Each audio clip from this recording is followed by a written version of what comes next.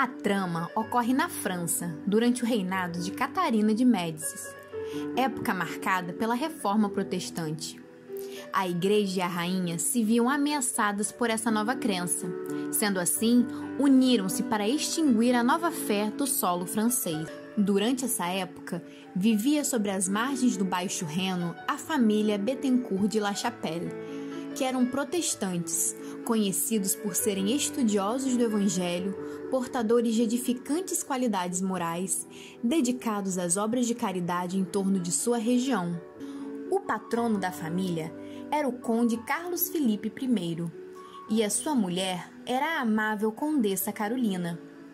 Dentre os seus 5 filhos, destacam-se Carlos Felipe II, que era médico, e a filha mais nova, Ruth Carolina. Luís de Narbonne era o capitão da fé, responsável por perseguir e dar fim ao movimento dos protestantes.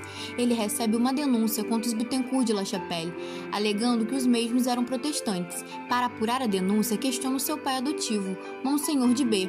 Porém, mesmo diante de opiniões a favor dos La Chapelle, escreve uma carta a Carlos Felipe II, alegando que eram considerados revolucionários, devendo se retirarem da França ou aceitarem o batismo da Igreja Católica. Caso contrário, sofreriam severas repressões.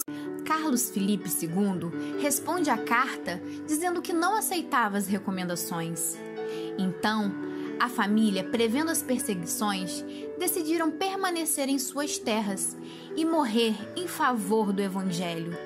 Mas conduziram a pequena Ruth à propriedade de Otília de Louvigne, que era noiva de Carlos Felipe II. Diante da insólita resposta de Carlos Felipe II, Luís de Narbonne se dirige para o Reno com a sua tropa e, num domingo de pregação do Evangelho, invade o castelo La Chapelle e assassina todos que lá estavam. Diante da notícia do massacre de sua família e de que era perseguida por Luís de Narbonne por ser a única sobrevivente, Ruth Carolina pensa em fugir para a Alemanha e pedir proteção ao príncipe Frederico de G, que era seu prometido em casamento. Porém, Ruth Carolina e Otília, extremamente amarguradas e revoltadas, juraram se vingar de Luís de Narbonne. Então, juntas, elaboraram um plano.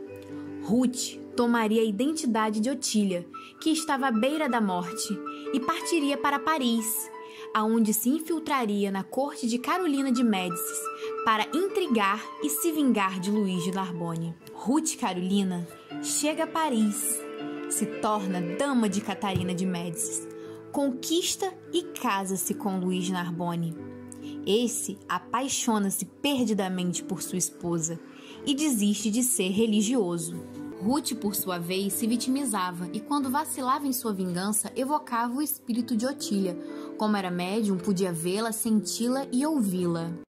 Até que um dia, o Monsenhor de B, pai adotivo de Luís de Narbonne, descobre a troca de identidades e pede para que Ruth desista da vingança.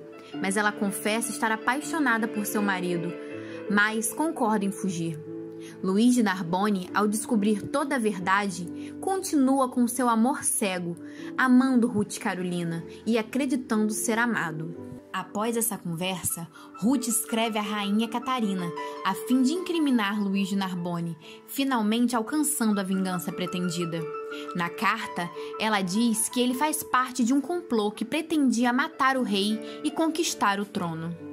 Assim que recebe a carta, Catarina de Médicis secretamente prende Luís de Narbonne nas masmorras do Louvre. Narbonne, mesmo preso, continua amando Ruth. Após 3 anos de prisão, ele morre. Ruth Carolina, após a prisão do marido, foge para a Alemanha, onde se casa novamente com o príncipe Frederico de G. Frederico de G, sendo discípulo do irmão de Ruth, sempre a convidava a se renovar no Evangelho, dizendo que Jesus veio aos enfermos e pecadores. Mas Ruth não o ouvia e se penitenciava. Era infeliz. Além de autoobsessão, também era obsidiada pelo espírito de Otília, até que anos mais tarde veio a desencarnar.